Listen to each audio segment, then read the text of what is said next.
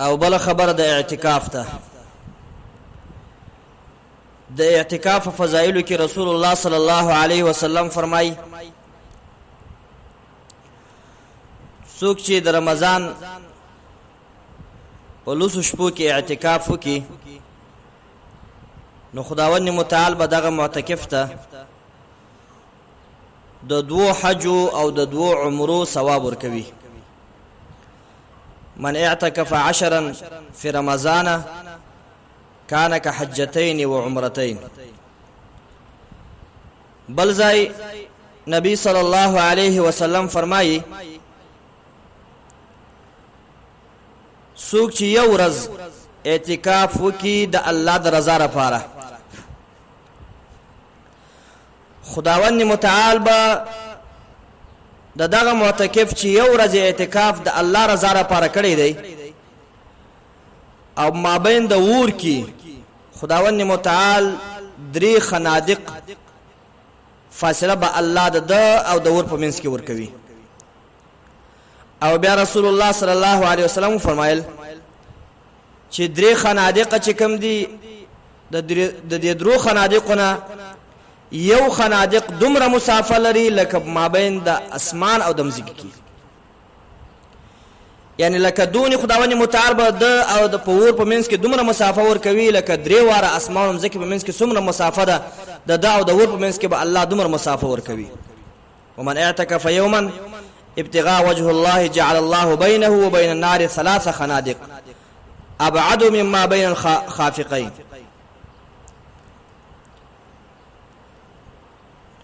او بل ځای انس رضی الله تعالی عنہ فرمایي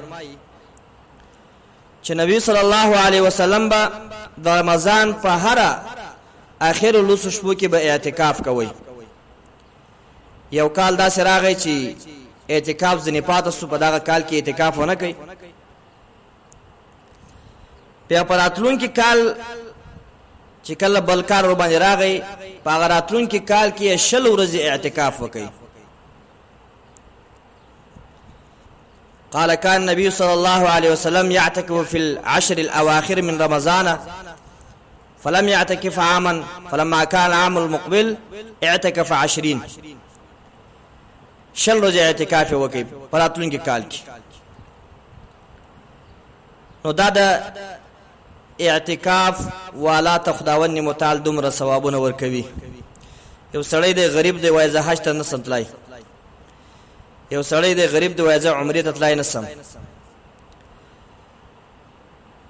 نو تا ته چې الله د 2 حجو ثواب درکوي هغه حج چې هغه مقبول وي الله لره، او د 2 عمرو ثواب درکوي هغه عمرې چې الله ته قابل قبول وي. نو ای مسکین او ای غریبه تا ته خداوند متعال د دې د پاره چې ته حج او عمرې ته تلای نسی، خداوند متعال بل سہولت درته پیدا کړی دی چې په مسجد کې کښېنه او د الله رضا لپاره کښېنه او د رمضان په آخر لوس شپو کې کښېنه. دا سنت موقت دی. نو خداوند متعال به د 2 عمرو او د 2 حجو ثواب درکوي. او بل خبر دادا چې سنت موقت دته وایي چې رسول الله صلی الله علیه وسلم همیشه توب ور باندې کړی وي، کله یو وار یا 2 وار ځنې پاتې شوی وي. نو سنت موقت داسې دی لکه واجب واري، او په ترک د واجب باندې سړی څه کیږي ګناګار کیږي. یعنی فقہی مسله داسې ده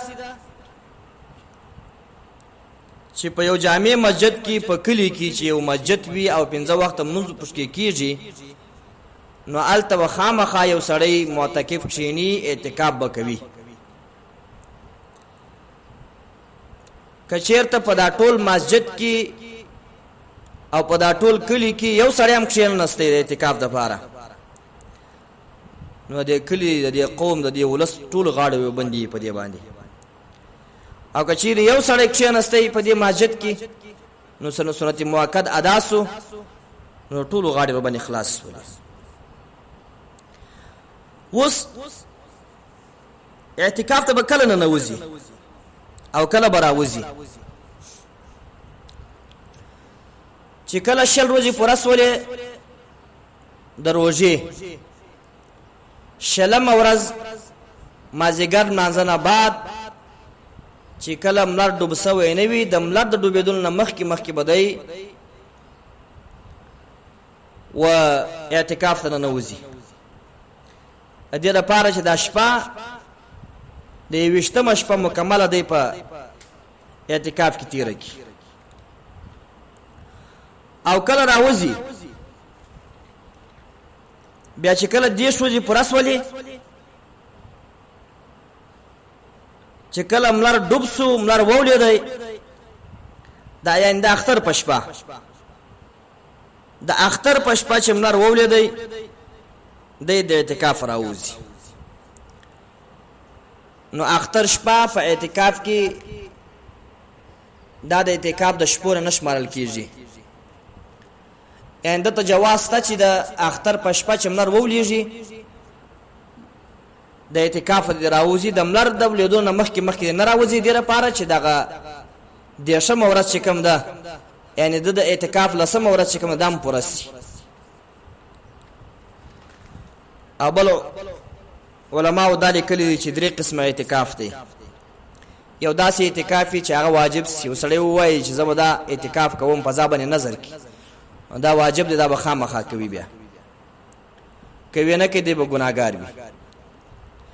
او دویم هغه سنت موقت دی چې نبی صلی الله علیه وسلم په هر روزي کې به کوي چې هغه د 10 ورځې اخیری د رمضان 10 ورځې اخیری چې کوم دی دا سنت موقت دی. په دې باندې ما تاسو ته دی د ثوابو 2-3 حدیث تاسو ته بیان کړل. د دې سنت موقت اعتکاف وایي. او بل اعتکاف چې کوم دی هغه مستحب اعتکاف دی. هغه دې ته وایي